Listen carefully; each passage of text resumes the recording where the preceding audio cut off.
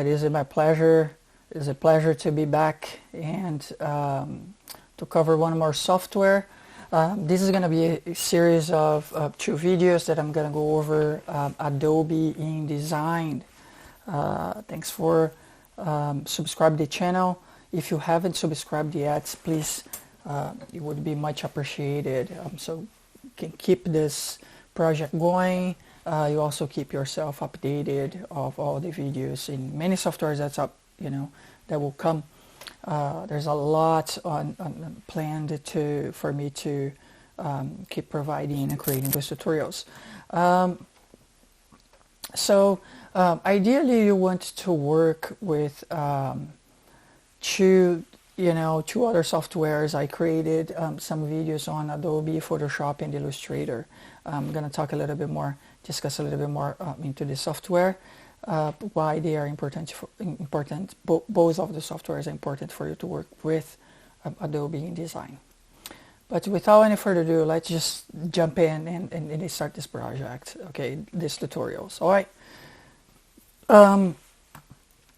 So version of InDesign that I'm working with is the 18.5 and 2023 Adobe InDesign. If you have a newer version, I doubt that will be overly different than this, but this is a pretty decent version. I think that I downloaded this version of Adobe InDesign maybe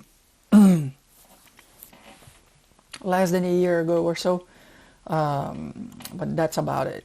This interface here, when you first open the software, it is now overly super different than Adobe Photoshop or Illustrator.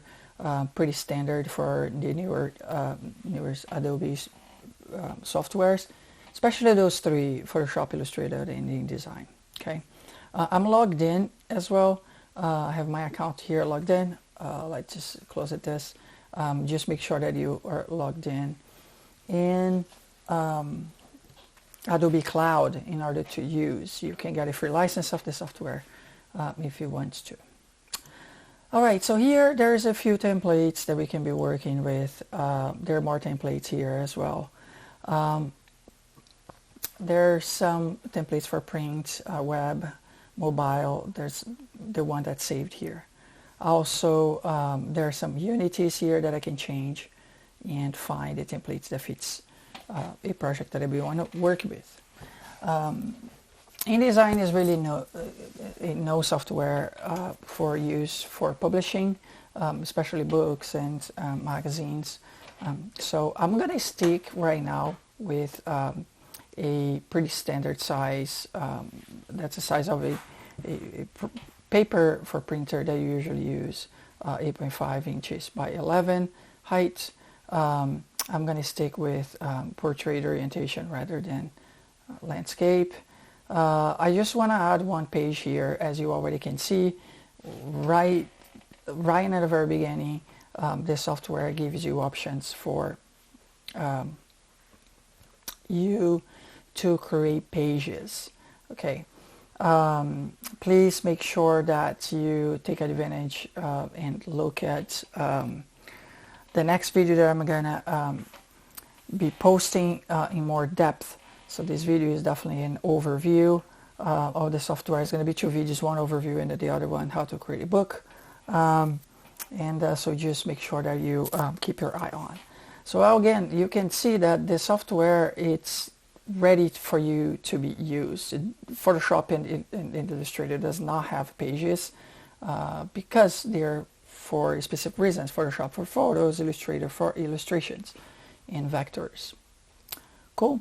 There's more options here: margins, bleed, and slug, and those are very important to know when you're gonna see in the next video what they are a little bit, why they are important. Okay, and slug here.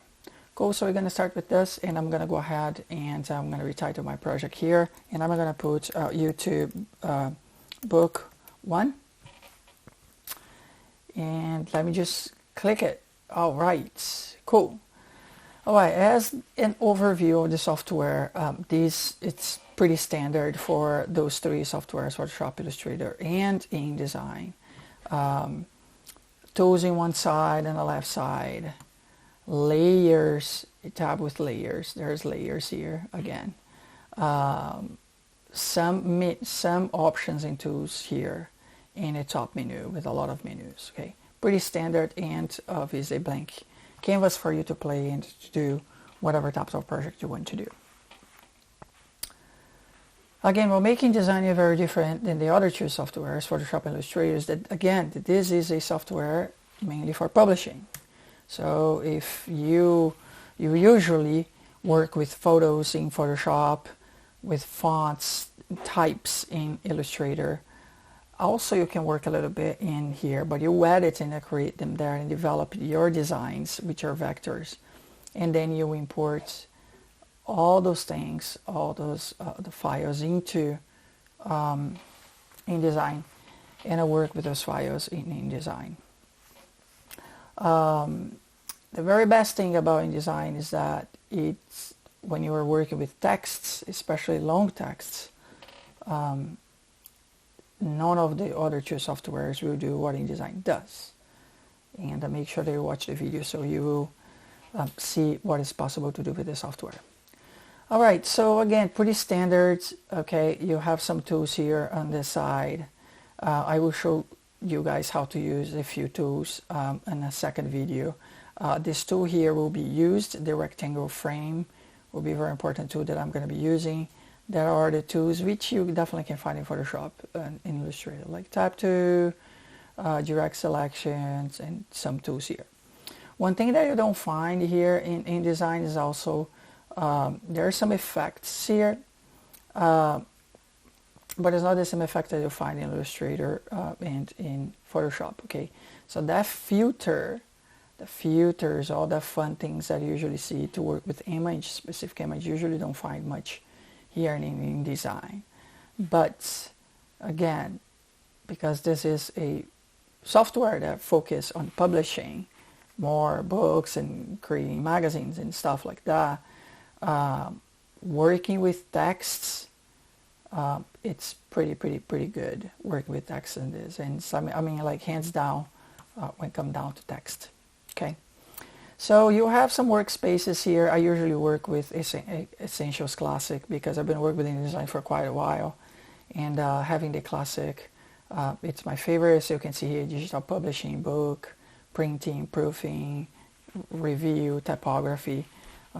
It's always fun to work with those workspaces, but the Essential Classic gives everything for me. Interactive for PDF, which is really fun. You can PDF with links and animations and stuff like that. Cool. All right, so you have here the top menu, and you have a library here. You usually don't use this panel, CC library. You know, I don't need to create any of those things, so I usually close this this tab, and I just work with this. All right, the most important tab here, the most important place. I mean, you can work with layers if you want, links, stroke, colors. Those are pretty standard stuff. But the most important thing that you're going to be working with a lot is this one here, pages. Okay, so here is where all your pages will be created, and you know, you're publishing a magazine or a book, all your pages and the content will be down here. Okay, I will explain a little bit what this is in a second video, but here it's the place where you're going to be editing and working most of the time. Okay, there's another one place too that you're going to be really clicking a lot, pretty often. It will be on paragraph styles. This is going to be a big one too. Okay, there's paragraph here, characters, some other fun things, but paragraph styles are going to be covering a lot.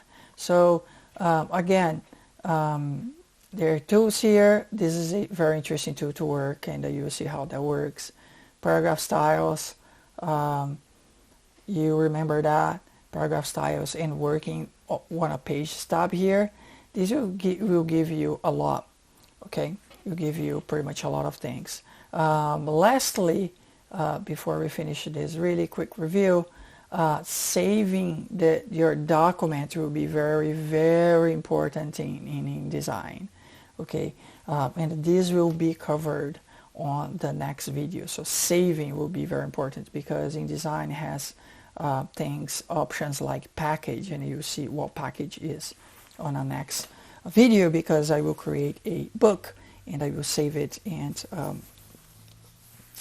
show to you why package is very important, the reason why. Okay, but there's export, that's a lot of things here that you can play with.